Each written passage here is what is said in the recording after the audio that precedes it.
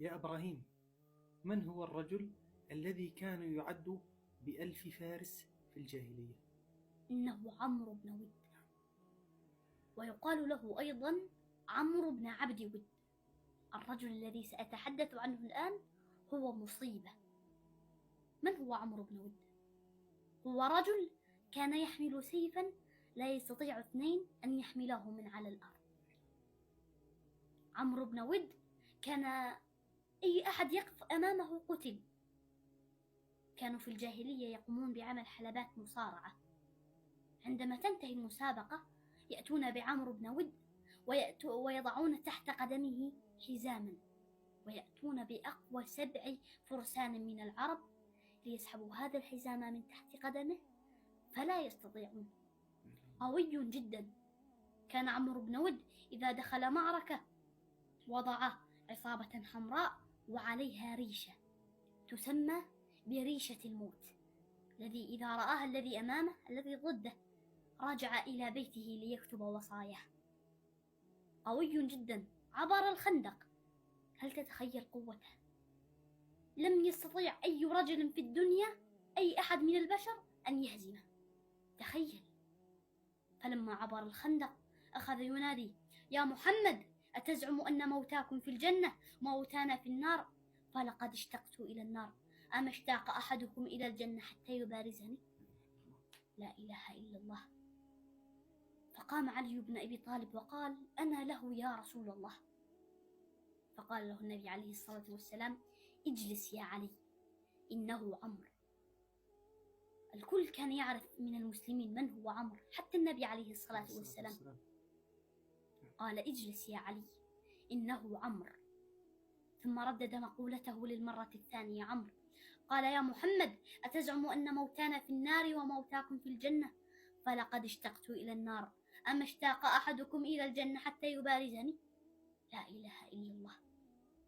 فقام علي بن أبي طالب للمرة الثانية وقال: أنا له يا رسول الله. فقال له النبي عليه الصلاة والسلام: اجلس يا علي، إنه عمرو. بعض الناس يظنون أن النبي عليه الصلاة والسلام يخاف على علي بن أبي طالب رضي الله عنه من الشهادة، لكن أقول لك أنا لا. النبي عليه الصلاة والسلام يحب بقاء أصحابه بجانبه. فلما قتل الحمزة بن عبد المطلب رضي الله عنه يوم أحد في السنة الثالثة من الهجرة ومثل بجثته، وقف النبي عليه الصلاة والسلام فوقه وأخذ يبكي، حتى قال عمر بن الخطاب رضي الله عنه: النبي عليه الصلاة والسلام بكى بكاء أبكانا. لا إله إلا الله. قال النبي عليه الصلاة والسلام: والله ما وقفت موقفا أشد علي من هذا الموقف. النبي يحب بقاء أصحابه بجانبه. المهم، قال: اجلس يا علي، إنه عمرو. ثم ردد عمرو مقالته للمرة الثالثة، وكاد صوته أن يبح من كثرة النداء، ثم قال أبياتا من الشعر. العرب دائما في كل شيء يضعون الشعر. ماذا قال؟ قال أبيات سطرها التاريخ: ولقد بححت من النداء بجمعكم، هل من مبارز؟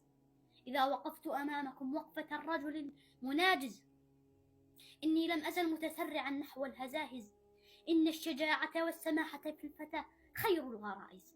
فقام علي بن أبي طالب للمرة الثالثة وقال: أنا له يا رسول الله. فقال النبي عليه الصلاة والسلام: اجلس يا علي، إنه عمرو.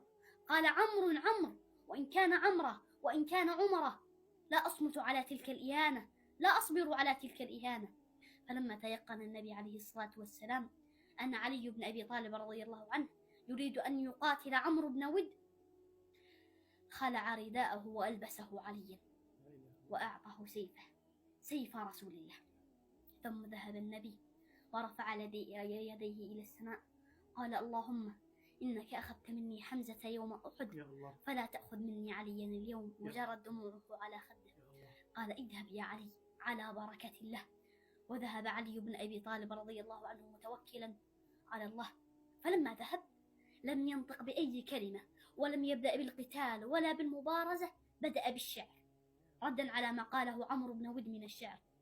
قال: يا عمرو، لا تعجلن، فلقد أتاك مجيب صوتك غير عاجز، ذو نية وبصيرة، والصدق منجي كل فائز. إني أريد أن أنحي عليك نائحة الجنائز بضربة نجلاء يبقى ذكرها عند الهزائز. لا إله إلا الله. لا إله إلا الله. فقال له عمرو بن ود: استصغروك فأرسلوك؟ قال: والله إني أصغرهم شأنا وأقلهم شأنا، لكنك لست أهلا لأحدهم. ولكنك لست أهلا لأحدهم. من كان صديق عمرو بن ود؟ صديقه المقرب كان أبو طالب. وعمرو بن ود لم يكن يعلم أن الذي أمامه هو علي ابن صاحبه. قال: إني أشبه عليك. قال عمرو بن ود لعلي بن أبي طالب: إني أشبه عليك، فمن أنت؟ قال: أنا علي بن أبي طالب. قال: إن والدك كان صديقي، فلا أريد أن أفجعه بك في قبره. هنا بدأ علي بن أبي طالب باستفزازه. قال: لكن والدك ليس صديقي، وأريد أن أفجعه بك في قبره. قال: اذهب يا علي، فإني لا أريد أن أهرق دمك. قال: لكني أريد أن أهرق دمك. قال: اذهب يا علي وأتني بمن هو أسن منك، فلا أريد أن أقاتلك. قال: لكني أريد أن أقاتلك. بدأ يستفزه. عمرو بن ود لم يكن يريد أن يقاتل علي بن أبي طالب رضي الله عنه لسببين. السبب الأول أنه صغير في السن، نعم. والسبب الثاني أنه ابن صديق له. فقال له علي بن أبي طالب، وكان فقيها وذكيا كما قالت أمنا عائشة رضي الله عنها: كان من أفقه ومن أذكى الصحابة رضي الله عنهم. قال: إن أردت أن لا تقاتلني فلي ثلاث، وعلى عمرو أن يختار واحدة منهن. قال: هات الأولى. قال: أن تشهد أن لا إله إلا الله وأن محمدا رسول الله. لا إله إلا الله. قال: والله لا أنطق بها ولو وضع رأسي في قعر جهنم. كفر. هات الثانية. قال: أن ترجع من حيث أتيت. أن تعود. قال: أنا لا أعود، أنا لا أزحف من القتال بعدما عبرت الخندق، أنا لا أرجع. هات الثالثة. لا إله إلا الله. قال: أن تقاتلني على فرسك وأنا على الأرض. يستفزه. فغضب، غاضب جدا عمرو بن ود. قال: أتعرف مع من تتكلم؟ وسحب سيفه وبدأ بفرسه، نحر فرسه. قال: أتعلم مع من أنت؟ مع عمرو بن ود. ألا تعرف من هو عمرو بن ود؟ قال: الله المستعان. وبدأ النزال. لا إله إلا الله. بدأ النزال. أتدرون ما الذي حدث؟ عمرو بن ود ضرب علي بن أبي طالب على كتفه فشق ثوب رسول الله عليه الصلاة والسلام، ثم ضربه على رأسه فسال الدم من رأس علي بن أبي طالب رضي الله عنه. ثم اجتاح الغبار المكان. ثم هناك صوت صراخ أرعب أنحاء القتال، أنحاء المعركة بأكملها. فلما ذهب الغبار وبان الأبطال، ظهر علي بن أبي طالب وقد وضع قدمه على صدر عمرو بن ود، ورأس عمرو بن ود على سن سيف رسول الله، ورفعه.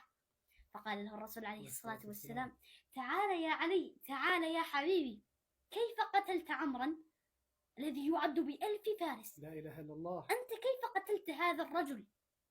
كان علي بن أبي طالب صغير في السن. نعم. قال: يا رسول الله، عندما بدأت بالمبارزة، اسمع، ذكرني الشيطان بصولاته وجولاته، وتذكرت عظمة الله فاحتقرته في عيني فقتلته. الله أكبر. الله أكبر.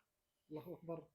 الله أكبر. ثم أشار إلى جثته وقال أبياتا من الشعر، وقال: ولقد عبد الحجارة من سفاهة عقله، وعبدت رب محمد بصوابه، لا تحسبن الله خاذل دينه ونبيه يا معشر الأحزاب. لا إله إلا الله. الله أكبر. الله أكبر. الله أكبر. الله أكبر.